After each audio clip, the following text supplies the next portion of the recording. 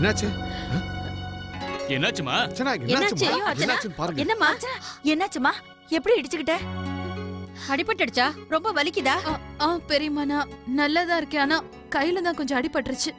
நான் டாக்டர் கூப்பிடுறேன். இல்ல வேண்டாமா, டாக்டர் கூப்பிட வேண்டிய அவசியம் எல்லாம் இல்ல. ஐயோ அதெல்லாம் அப்புறமா பேசிக்கலாம். முதல்ல அர்ச்சனாவை எழுப்பி உட்கார வைங்க. வாமா வா வா. பாத்து எந்திரிமா. பாத்து. அர்ச்சனாமா, மாணிக்கா அத இப்படி போடு. வாமா. இதுல உட்காருமா. பாத்து அர்ச்சனா. பாத்துமா. டுகு டுகு என்னாச்சுமா உனக்கு? அம்மாக்கு ஒண்ணு இல்ல. அம்மா நல்லா தான் இருக்கேன். ஒண்ணு ஆகல, நீ அழாத. அம்மாக்கு ஒண்ணு ஆகல. அர்ச்சனா உனக்கு ரொம்ப வலிக்குதாமா? கிரிஜா போ, என் ரூம்ல மாத்திரை டப்பா வச்சிருக்கேன், அதை எடுத்துட்டு வா போ. சரிங்கம்மா, குழந்தை பிடிங்கக்கா. நான் போய் சுடுதண்ணி எடுத்துட்டு வரேன்.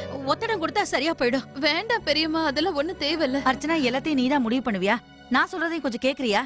ஒழுங்கா கட்டு போட்டுக்கோ அர்ச்சனா. அர்ச்சனா, கார்த்திக்கு நான் ஃபோன் பண்ணவா? அதெல்லாம் வேண்டாம் பெரியப்பா ப்ளீஸ். அவரே இப்பதான் வேலைக்கு போயிருக்காரு. தெரிஞ்சா ரொம்ப டென்ஷன் ஆயிடுவாரு. ஏற்கனவே ஆபீஸ்ல நிறைய வேலை இருக்குன்னு சொன்னாரு. இது சாயந்தரத்துக்குள்ள சரியாயிடும் பெரியப்பா. ஆமா பெரியப்பா, எனக்கும் அப்படிதான் தோணுது. கொஞ்ச நேரம் வெயிட் பண்ணி பார்க்கலாமே. அது மட்டும் இல்லாம யாருக்கு தெரியும், ஈவினிங்குள்ள ஒரு வேலை சரியா இல்ல. தேவையில்லாம கார்த்திக்கு போன் பண்ணி ஏன் அவனை டென்ஷன் ஆக்கணும்? அதுவும் சரிதான். இத பாரு அர்ச்சனா, உன்னோட கைவலி குறைஞ்சு முழுசா சரியாகிற வரைக்கும் நீ எந்த வேலையும் செய்யக்கூடாது. ஒருவேளை சுடுக்கா இருந்தா நீ வேலை செய்யும் பொழுது இன்னும் வலி அதிகமாயிடும். ஆமா அர்ச்சனா, இந்த கைக்கு முழுசா நீ ஓய்வு கொடுக்கணும்.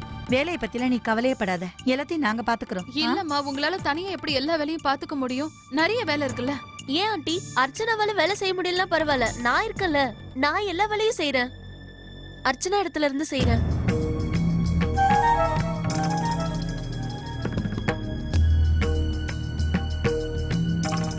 இல்ல அனிதா, அதெல்லாம் ஒண்ணும் தேவை இருக்காது. உன்னால செய்யவும் முடியாது, ஏன்னா வேலை ரொம்ப அதிகமா இருக்கு. அதுவும் இல்லாம இதெல்லாம் எனக்கு ரொம்ப பழக்கம். எனக்கு பழக்கம் இல்லைன்னா என்ன, பழகிக்கிறேன். அது மட்டும் இல்ல அர்ச்சனா, உனக்கு என்ன பத்தி தெரியாது. ஒரு விஷயத்த நான் முடிவு பண்ணிட்டா அதுக்காக என்ன வேணாலும் பண்ணுவேன்.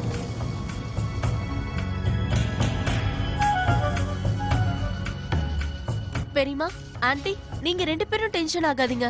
எல்லா வேலையும் நான் செய்யறேன். நீங்க என்ன பண்ணணும்னு மட்டும் சொல்லுங்க, நான் பண்றேன்.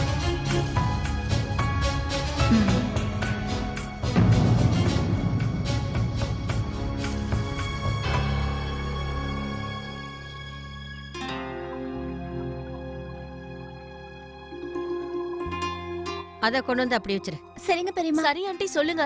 முதல்ல நான் என்ன வேலை செய்யணும்? இல்லம்மா, அக்கம் பக்கத்துல கொடுக்கறதுக்கும் ஆபீஸ்ல கொடுக்கறதுக்கும் முக்கியமான சொந்தக்காரங்களுக்கு கொடுக்கறதுக்கும் நேத்தே ஒரு ஸ்வீட் செஞ்சாச்சு. இன்னும் லட்டு மாத்திரம் தான் செய்யணும். அக்கா ஏற்கனவே மாணிக்கம் எல்லா வேலையும் செஞ்சுட்டாரு. கடலை மாவு கூட வறுத்துட்டாரு. அதனால முதல்ல லட்டு பண்ணிடலாம். அப்போ ஆண்டி, ஒரு வேலை பண்ணலாம். லட்டுவை நான் பிடிக்கிறேன், அதுக்குள்ள நீங்க வேற வேலை பாருங்க. ஏமா, இதுக்கு முன்னாடி லட்டு பிடிச்ச பழக்கம் இருக்கா? இது வரைக்கும் பிடிச்சது இல்ல பெரியமா. ஆனா இதெல்லாம் ஒரு பெரிய கஷ்டமா. நீங்க எதுக்கும் டென்ஷன் ஆகாதீங்க, நான் பாத்துக்கிறேன். சரி. அப்படின்னா அக்கா, மேலதான் எல்லா பரிசு பொருட்களும் இருக்கு. யாருக்கு என்ன கொடுக்கறதுன்னு போய் பாத்துடலாமா? மாணிக்கம், வறுத்த மாவெல்லாம் கொஞ்சம் கொண்டு வந்து கொடுங்க. சரிங்கம்மா. அத வந்துடுறேம்மா. சரி வா. அர்ச்சனா, நாங்க அந்த பக்கம் போனதுக்கு அப்புறம் நீ வேலை செய்ய ஆரம்பிச்சிடாத என்ன? சரி. டுக்கு கண்ணா.